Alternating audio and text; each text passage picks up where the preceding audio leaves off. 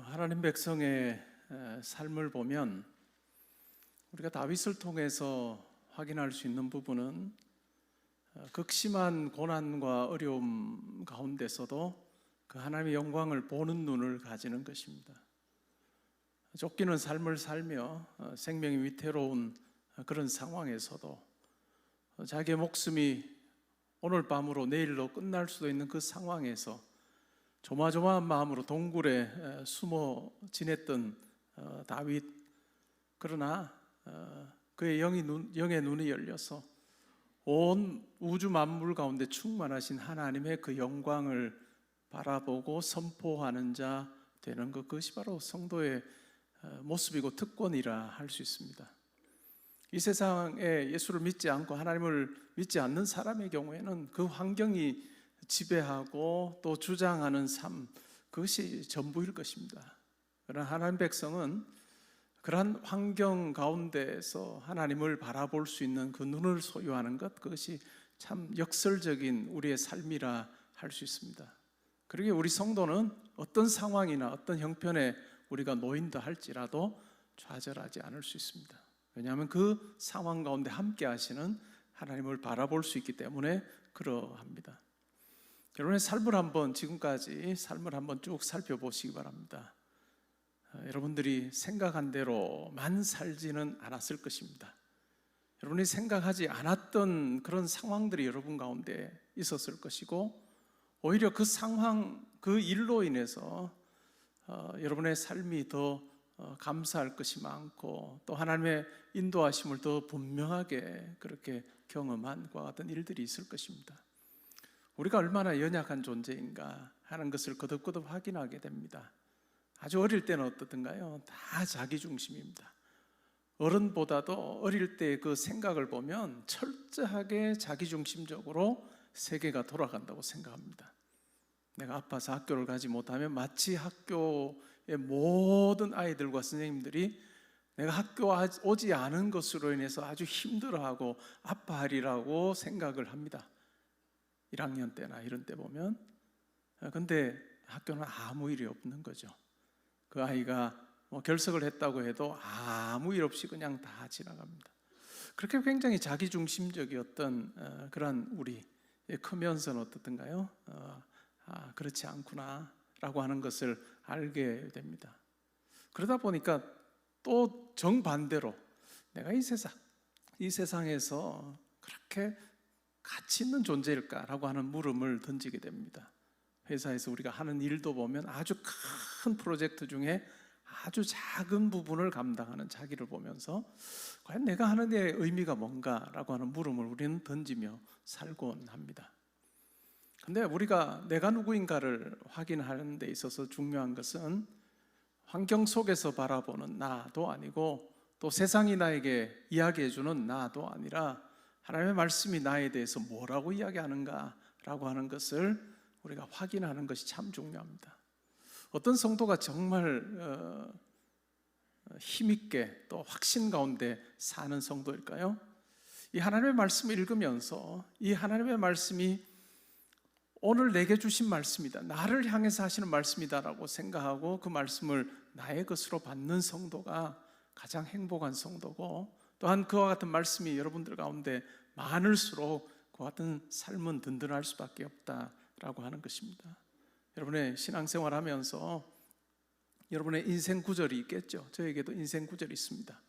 에베소서 말씀이 저에게는 인생 구절이기는 한데, 이 인생 구절뿐만 아니라 그 외에도 수없이 우리에게 말씀해 주시는 그 하나님, 영원하신 하나님께서 기록된 이 말씀을 통해서, 성령께서 기록된 말씀을 통해서 오늘 내게 말씀해 주시는 그와 같은 음성을 듣게 될 때 우리는 어떤 상황 가운데 있어도 우리는 좌절하지 않을 수 있다라고 하는 것을 우리가 기억하며 오늘 이 말씀을 받으시면 좋겠습니다.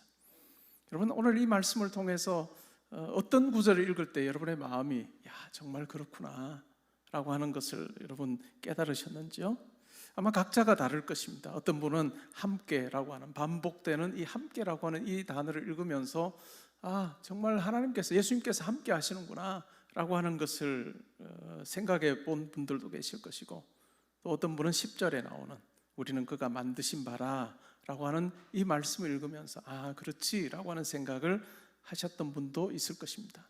근데 우리가 말씀을 받는다라고 하는 것은 아 그렇지라고 하는 차원을 뛰어넘어서 이 말씀을 지금 내게 말씀하시는 그 하나님의 능력, 그 하나님의 약속, 그 하나님의 신실하심을 우리가 신뢰하며 이 말씀, 지금 이 자리에서 하나님께서 내게 주신 말씀으로 내가 여기고 받는 그와 같은 일이 있을 때, 이것은 문자로 활자로 기록된 그와 같은 그 문자로 말로 그치지 아니하고 글로 그치지 아니하고 내 환경을 때로는 바꿀 수 있고 내게 하나님의 뜻을 말씀해 주시는 능력의 말씀으로 우리가 이 말씀을 받을 수 있는 그 같은 놀라운 역사가 일어납니다. 우리가 기도원 300용사 말씀과 기도 집회를 하고 있습니다. 여러분의 한 가지 기도 제목이 다 있죠. 이 가을에 이 한 가지 기도 제목을 가지고 여러분들이 기도할 때 여러분 가운데 어떤 변화가 일어나는지 한번 생각해 보시기 바랍니다. 내 마음의 밭에 이 한 가지 기도 제목의 씨앗을 심고 물을 주고 또 하나님 앞에 기도하며 이렇게 나아갈 때 여러분의 입에서 또한 마음에서 이 한 가지 기도 제목이 이전과는 다르게 봄 또 여름 겨울 지낼 때와는 다르게 이 가을에 여러분의 한 가지 그 기도의 제목이 매일의 삶에서 여러분의 입을 통해서 더 자주 하나님 앞에 올려드려지고 내 마음 속에서 하나님께서 이 말씀을 이 기도를 들으시고 응답해 주실 믿습니다 그 신뢰함으로 하루에도 이전과는 다르게 더 많이 하나님 앞에 짧게라도 기도하는 그 같은 놀라운 일들이 그 변화가 여러분들 가운데 일어날 때 이 한 가지 기도 제목을 통해서 역사하실 하나님을 여러분들이 경험하게 될 겁니다. 한 주 한 주 지나면서 그냥 첫 주 할 때와 똑같이 내가 한 가지 기도 제목 가지고 이렇게 기도했는데 라고 하는 똑같은 패턴이 아니라 여러분도 모르게 매일의 삶에서 길을 가면서도 운전하면서도 그 짧게 하나님 이 기도 가운데 역사하셔서 하나님의 뜻이 이루어지기를 소원합니다 라고 하는 그 간구가 더 많아질 때, 그리고 그것이 그냥 말로 끝나는 것이 아니라 정말 하나님께서 일 가운데 역사리라고 하는 그 마음이 믿음이 더 커져가는 그 경험을 하게 될 때 일하시고 우리로 하여금 간구하게 하시고 일하시는 그 하나님을 우리가 만날 수 있습니다. 아마 여러분도 그러실 것입니다. 제 삶도 돌아보면 제가 구하지 않은 것을 주신 것이 참 많습니다.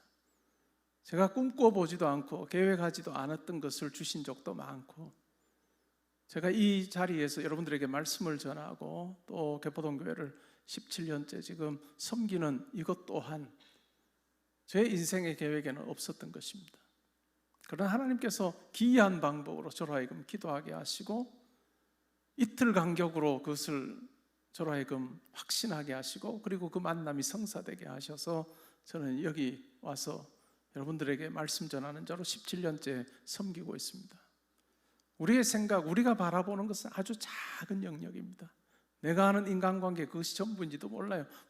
사람에 따라 인간관계 폭이 넓고 좁고 한 이런 차이는 있겠지만, 그러나 공통적인 것은 우리가 가지고 있는 그 한계, 그것은 너무나도 분명합니다. 근데 하나님께서 어떤 일을 행하실 때는 우리가 상상하지도 못했던 지구 저 끝에 있는 누군가를 통해서, 나를 알지도 못하는 그 사람을 통해서 일하시기도 하시고, 내가 이 일에 이 사람이라고 하는 것을 하나의 어떤 결정 요소로 한 번도 생각해 보지 못했던 그 사람을 들어서 사용하기도 하시는, 우리와는 비교할 수 없는 그런 하나님이 우리의 기도를 들으시고 응답하시는 분이라는 것을 우리가 기억할 필요가 있습니다.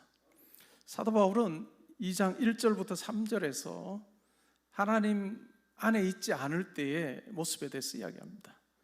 그는 허물과 죄로 죽었던 너희를 살리셨도다. 그때 너희는 그 가운데 생하며 이 세상 풍조를 따르고 이 세상의 가치를 따르고 이 세상의 삶의 방식을 따른다는 이야기입니다.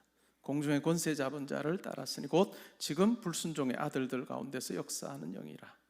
전에는 우리도 다 그 가운데서 우리 육체의 욕심을 따라 지내며 육체와 마음이 원하는 것을 하여 다른 이들과 같이 본질상 진노의 자녀이었다라고 그렇게 이야기합니다. 예수 그리스도를 만나기 전에 삶에 대해서 이야기합니다. 그것은 바로 육체의 욕심을 따라 사는 삶이고 또한 육체와 마음이 원하는 것을 하는 삶이었다라고 이야기합니다. 하나님 하나님의 영광, 하나님의 이름을 존귀하게 하는 것, 이와 같은 것은 삶에서 별로 관심이 없고 오직 자기만, 육체의 어떤 욕심을 따라서 내가 어떻게 하면 더 편안할까, 내가 어떻게 하면 이 세상에 더 잘 살까라고 하는 것이 어찌 보면 전부였던 그러한 삶입니다. 하나님의 형상대로 지음받은 우리에게 하나님의 영광, 하나님이라고 하는 분이 우리 삶의 자리에 중심에 계시지 않을 때 그것은 진노를 받을 수밖에 없는 것 같은 삶이었다라고 3절에 이야기를 합니다. 근데 4절에 변화가 일어납니다. 우리말 성경에는 없는데 원문에는 그러나라고 하는 접속사로 시작합니다. 이런 비참함 가운데 있을 때 그러나 긍휼이 풍성하신 하나님이 우리를 사랑하신 그 큰 사랑을 인하여 허물로 죽은 우리를 그리스도와 함께 살리셨고, 그리스도와 함께 살리셨고 또 함께 일으키사 그리스도 예수 안에서 함께 하늘에 앉히셨다라고 하는 이야기입니다. 예수 그리스도의 죽으심, 부활, 승천이라고 하는 이 사건이 우리 온 인류를, 그리고 이 온 우주 만물의 새로운 질서를 부여하는 것 같은 구원의 사건인데, 그것이 그것으로만 끝나지 아니하고 그리스도께서 홀로 그 일을 감당하시는 그 사건으로 그치지 아니하고 그 놀라운 십자가의 죽음과 부활과 하나님 보좌 우편에 앉으시는 이 놀라운 이 사건에 우리가 함께하게 하셨다는 그 놀라운 이야기를 하고 있습니다.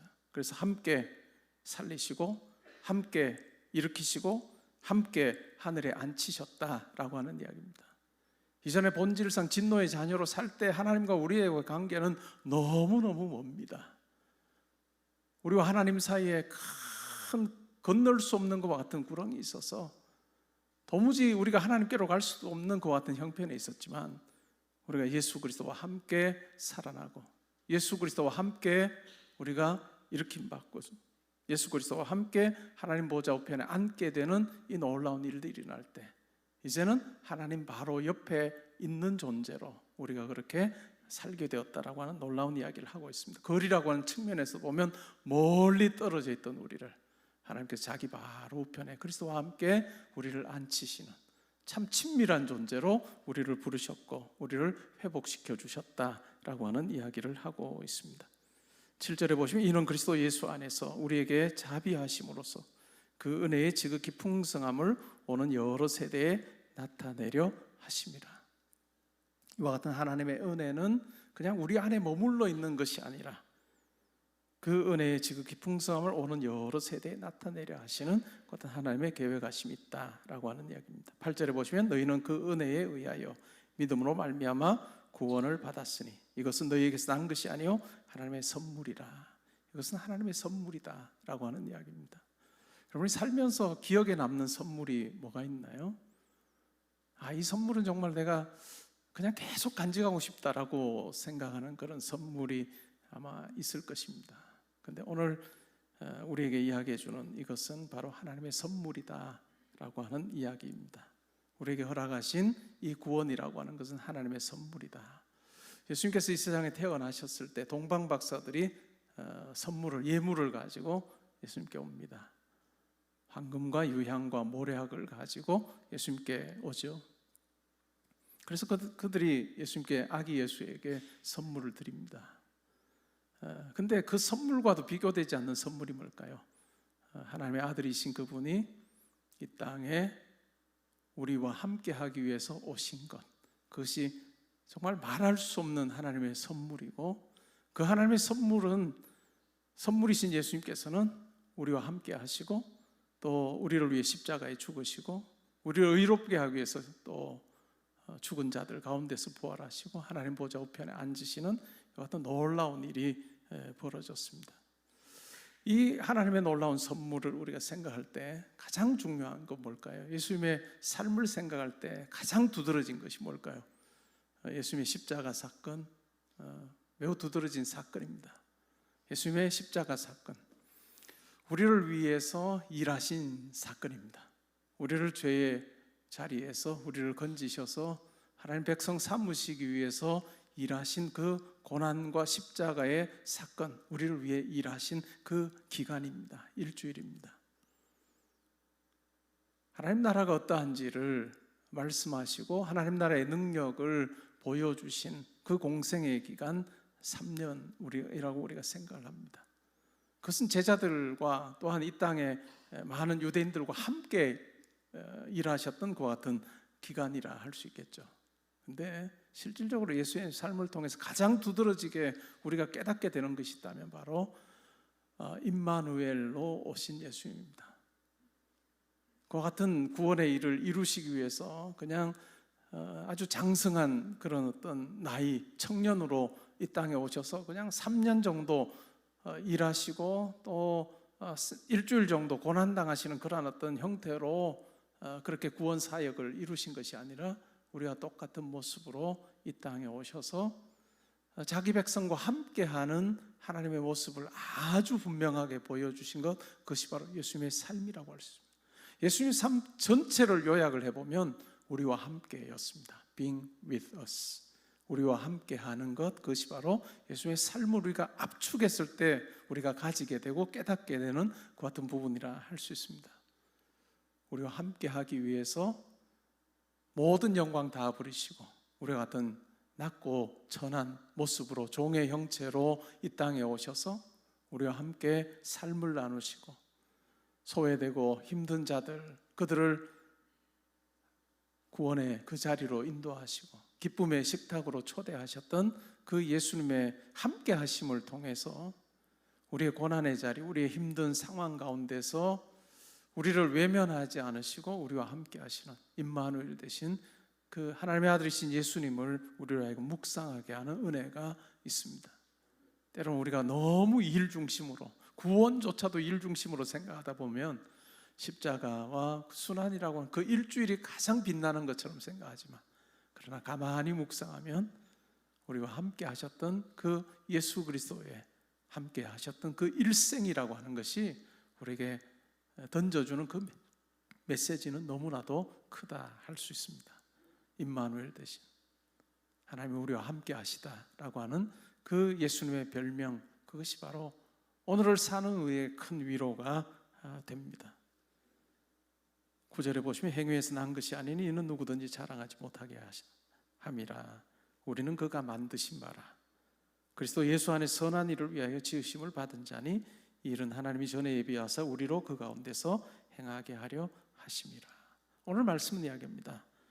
우리가 그렇게 아무런 가치 없어 보이는 그런 어떤 모습으로 우리가 살았지만, 그러나 하나님께서 은혜로 우리를 품어주셔서 우리에게 구원을 주심으로 그리스도와 함께 살리셨고 또한 함께 일으키시고 그리스도 예수 안에서 함께 하늘에 앉히시는 이와 같은 놀라운 일을 행하시는 것 속에서 하나님께서 의도하셨던 것이 무엇이냐 하면 하나님의 걸작품 되게 하시는 것이다.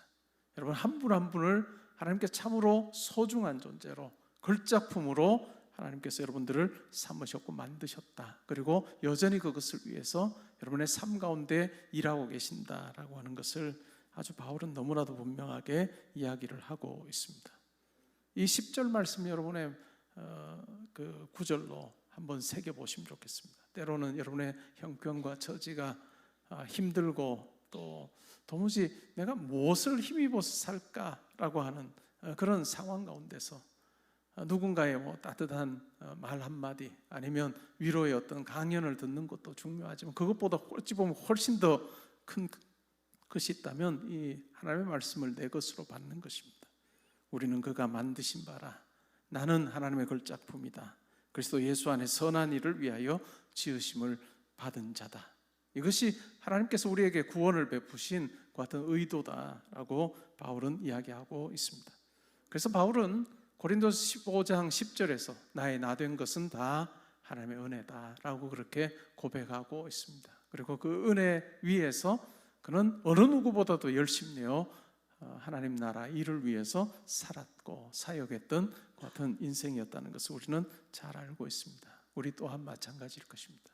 이렇게 하나님께서 예수 그리스도 안에서 은혜로 우리의 어떤 공로가 아니라 우리를 위해서 예수 그리스도께서 하신 그 모든 일 가운데 우리를 포함시키셔서 우리를 그 존귀한 자리로 불러주신 그 하나님의 은혜가 우리 가운데 있습니다. 그러기에 우리는 예수 그리스도 안에서 선한 일을 위해서 지음받은 자, 임을 우리가 인식하고 우리의 이 땅에서의 삶에서 그 은혜에 합당한 자로 또 은혜를 기억하는 자로 사는 것, 그것은 참 중요할 것입니다. 여러분, 한 가지 기도 제목을 가지고 기도할 때 때로는 낙심되는 일이 있을 겁니다. 내가 이 기도하면 하나님께서 들어주실까라고 생각되는 그 상황들이 있을 거예요. 그때 이 10절 말씀을 기억하시면 좋겠습니다. 우리는 그가 만드신 바라 그리스도 예수 안에 선한 일을 위하여 나를 지으셨고 지금까지 내 삶에 역사하신다라고 하는 그 분명한 사실을 여러분들이 믿으면서 이 한 가지의 기도 제목을 통해서 하나님께서 하나님의 선하심이 드러나게 해주십시오. 하나님 이 일을 통해서 하나님의 크심이, 하나님의 존귀하심이 드러나게 해주십시오라고 우리가 간구하며 나갈 때 여러분이 구하거나 바라거나 상상하는 것보다 더 넘치게 하시는 하나님을 만날 것입니다. 여러분, 기도하면서 때로는 여러분의 기도의 내용이 바뀔 수도 있습니다. 때로는 우리가 기도의 자리에 있다 보면 내가 이렇게 기도를 시작했는데 하나님께서 때로는 내가 의도하지 않았던 기도를 하게 하시고 마침내 이루시는 것을 경험하실 때가 있습니다. 저희 기도의 생활을 더듬어 봐도 그렇습니다. 때로는 제가 의도하지 않았던 기도가 제 입에서 나오게 하시고 또한 그 기도를 이루시는 하나님을 저는 경험한 적이 꽤 여러 번 있습니다. 저는 그럴 때마다 내 인생 내가 사는 것 아니구나 라고 하는 생각을 할 때가 많습니다. 여러분, 한 가지 기도 제목을 가지고 기도할 때 때로는 아주 작은 기도로 시작했을 수도 있습니다.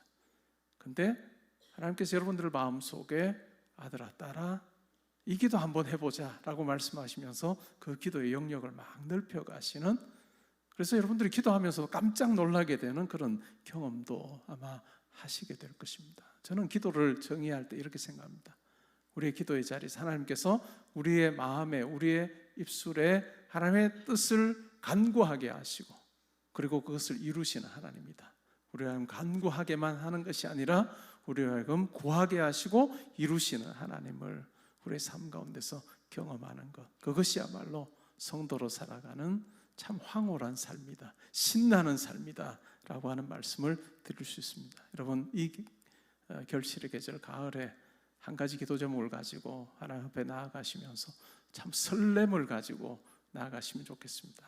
소망을 가지고 나아가시면 좋겠습니다. 하나님께서 이 기도 가운데 어떻게 역사하실지, 이루어 가실지를 제가 기대하는 마음으로 아버지 앞에 나아갑니다.